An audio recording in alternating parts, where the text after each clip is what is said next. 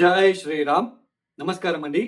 2026 నూతన ఆంగ్ల సంవత్సరాది వృషభ రాశి వాళ్ళ సంవత్సర ఫలితాలు ఎలా ఉన్నాయో తెలుసుకుంటూ వెళ్దాం. ముఖ్యంగా ఈ సంవత్సర ఫలితాలు అనేది ఏ ఆధారాన్ని బట్టి, అంటే ఏ గ్రహాల మార్పుల బట్టి మనం చెప్పుకుంటున్నాము అంటే, సంవత్సర పొడవునా కూడా ఒకే రాశిలో సంచారం చేసే గ్రహాల ఆధారాన్ని బట్టి ఈ రాశి వాళ్ళకి ఇలా ఉండబోతుందనేది చెప్పుకుంటున్నాం. అయితే సంవత్సరం పొడవునా కూడా ఒకే రాశిలో సంచారం చేసే గ్రహాలు ఎవరు అని చూసుకున్నట్లయితే శని, గురు, రాహు, కేతు ఈ 4 గ్రహాలు సంవత్సరం పొడవునా కూడా ఒకే రాశిలోనే సంచారం చేస్తూ ఉంటారు. అంటే దీర్ఘకాలికంగా ఒకే రాశిలోనే సంచారం చేస్తూ ఉంటారు. అయితే ఈ 2026వ సంవత్సరంలో ఈ 4 గ్రహాల రాశి మార్పులు ఏదైనా జరుగుతా ఉందా? దీని వలన ఈ వృషభ రాశి వాళ్ళకి ఎలాంటి ఫలితాలు రాబోతున్నాయో తెలుసుకుందాం. ఈ 2026వ సంవత్సరంలో శని గ్రహ మార్పు అయితే ఉండదు. మొత్తం సంవత్సరం పొడవునా కూడా శని మీన రాశిలోనే సంచారం చేస్తూ ఉంటారు. రాహు, కేతు మార్పులు ఏదైనా ఉందా అని చూసుకున్నట్లయితే రాహు, కేతు మార్పులు 2026 డిసెంబర్ 5వ తేదీ వరకు కూడా రాహు, కేతు మార్పులు కూడా లేవండి. రాహు యాజ్ ఇట్ ఈస్ కుంభంలో సంచారం, కేతు యాజ్ ఇట్ ఈస్ సింహంలో సంచారం. అయితే 2026 డిసెంబర్ 5వ తేదీ తర్వాత రాహు మకరంలోకి ప్రవేశిస్తాడు, కేతు కర్కాటక రాశిలోకి ప్రవేశిస్తాడు. ఇక గురుగ్రహ మార్పు ఉందా అని చూసుకున్నట్లయితే 2026 ఈ సంవత్సరంలో గురువు 2 రాశులని మారుతున్నారు.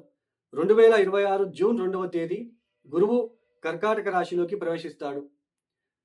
యాక్చువల్లీ గురువు ఒక రాశిలో సంవత్సరం ఉండాలి, అలాంటిది 5 మాసాలు మాత్రమే కర్కాటక రాశిలో ఉండి, అంటే 2026 అక్టోబర్ 31వ తేదీ సింహంలోకి ప్రవేశిస్తాడు.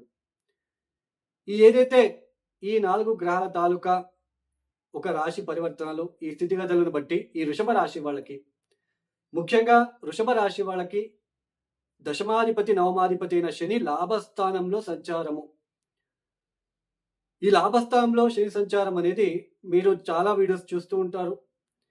ఇక్కడ ఒక ప్రాక్టికల్గా మనం ఆలోచిస్తే వృషభ రాశిలో లక్షల మంది ఉంటారు. అది ఏ లగ్నమో చూసుకోవాలి. వృషభ రాశిలో లక్షల మంది ఉంటారు. అందరికీ లాభస్థానంలో శని మంచి ఫలితాలు ఇస్తాడు. మీరు క్వశ్చన్ మార్క్ వేసుకోండి. శని మీనరాశిలో సంచారం ప్రారంభం చేశారు 2025 సంవత్సరంలో. అక్కడ ప్లానెట్ స్ట్రెంత్ చెక్ చేసుకోవాలి. అలానే దశా పీరియడ్ ఏది అని చెక్ చేసుకోవాలి. ఇప్పుడు మీ మీనరాశిలో అష్టకొర్క బిందులు గనక 0, 1, 2, 3 గనక ఇచ్చి ఉంటే అది పెద్దగా మనకి యోగించే విధానంగా అయితే ఉండదు, అలానే ఇబ్బంది పెట్టదు, మీడియంగా వెళ్తూ ఉంటుంది అంతే. అలానే అష్టకొర్క బిందులు 4, 5, 6 కనుక ఇచ్చి ఉంటే ఇది కొంచెం ఫేవరబుల్గా ఉండబోతుంది. వృషభ రాశిలో పుట్టిన వాళ్ళకి ఎవరికైనా శని మహాదశ, శని భుక్తి గనక ఉంటే మాత్రమే లాభస్థానంలో శని వర్క్ చేస్తాడు. ఇది అర్థం చేసుకోండి. మీకు ఏ దశ జరుగుతా, మీకు రాహు దశనో, ఏ కేతు దశనో, ఏ ఏ ఇబ్బంది పెట్టే గ్రహ దశలో జరుగుతూ ఉంటే అది శని ఎందుకు మీకు రిజల్ట్ ఇస్తాడు? శని దశ కాదు కదా, మీకు వచ్చింది టైఫాయిడ్, నార్మల్ ఫీవర్ కాదు కదా. టైఫాయిడ్కి సంబంధించింది మనం చూసుకోవాలి, నార్మల్ ఫీవర్కి సంబంధించి చూసుకుంటే సో అష్టకొర్క బిందులు చూసుకోవాలి, అది చాలా ఇంపార్టెంట్. లాభస్థానంలో శని వచ్చాడు, మీరు కోట్లు సంపాదిస్తారు, మీ జీవితాలు మారిపోతాయి. This is completely fake sentence.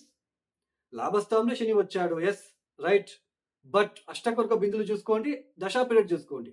ఒకవేళ అష్టకొర్క బిందులు 4, 5 ఇచ్చి శని మహాదశనే జరుగుతూ ఉంటే ఇట్స్ ఫైన్, మీకు శని యాక్టివేట్ అవుతాడు, శని మంచి ఫలితాలు ఇస్తాడు.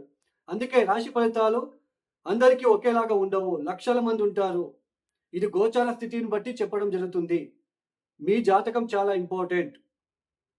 సో శని నుంచి ఇలాంటి సిచ్యుయేషన్ ఉంటుంది. అంటే లాభస్థానం శని వచ్చినప్పుడు దశమాధిపతి కదా, దశమాధిపతి వృషభ రాశి వాళ్ళకి జాబ్లో అభివృద్ధి ఇవ్వాలి, సక్సెస్ ఇవ్వాలి, మంచి ఫైనాన్షియల్ కండిషన్ ఇవ్వాలి, మంచి ఫ్రెండ్ సర్కిల్ ఇవ్వాలి, ఇవన్నీ ఇవ్వాలి. బట్ జాతకరీత్యా మీరు చూసుకోండి. అష్టకొర్క బిందువులు లాభస్థానంలో ఏదైనా వేరే గ్రహాలు, శనికి శత్రు గ్రహాలు ఏమైనా ఉన్నారా? ఇప్పుడు శని మీనరాశిలో వచ్చాడు లాభస్థానంలో, అక్కడ ఏ కేతువునో లేదా ఏ వక్రించిన కుజుడో గనక ఉంటే ఇబ్బందులు. మళ్ళీ దశా పీరియడ్ అది కూడా చూసుకోవాలి. సో లాభస్థానంలో శని మాత్రం ఓకే, బట్ అది ఎంతవరకు ఓకే, మనకి వర్కౌట్ అవుతుందా? ఆ శని నుంచి మనకి పాజిటివ్ రిజల్ట్ వస్తుందా? ఆ శని నుంచి పాజిటివ్ రిజల్ట్ రావాలంటే మీకు శని దశనో శని భుక్తినో జరగాలి. అప్పుడు ఆ శని యాక్టివేట్ అవుతాడు, మనకు మంచి ఫలితాలు ఇస్తాడు. అలానే ద్వితీయ స్థానంలో గురువు గారి సంచారము 2026 జనవరి, ఫిబ్రవరి, మార్చ్ 11వ తేదీ వరకు వక్రించి సంచారం చేస్తూ ఉంటాడు. ఏ గ్రహమైనా ద్వితీయ స్థానంలో కావచ్చు, ఏ ఇంట్లో వక్రించినా అది ఆ స్థానానికి సంబంధించిన విషయాల్లో ఎక్కువ కాన్సంట్రేషన్ చేయాలని చెప్తుంది. అంటే జనవరి, ఫిబ్రవరి, మార్చ్ 11వ తేదీ వరకు ఆర్థికంగా ఖర్చులు పెరగడము, కుటుంబంలో ఏదో తెలియని ఇబ్బందులు, అలానే మీ మాటకు అంటే నోరు జారి ఏదో మాట్లాడి మళ్ళీ అక్కడ ఇబ్బందులు తెచ్చుకోవడము, ఇలాంటివన్నీ చూడాలి.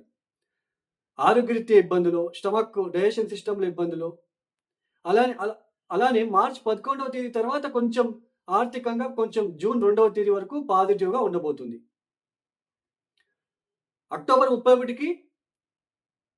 జూన్ 2వ తేదీ నుంచి అక్టోబర్ 31వ తేదీ వరకు తృతీయ స్థానంలో గురు సంచారం.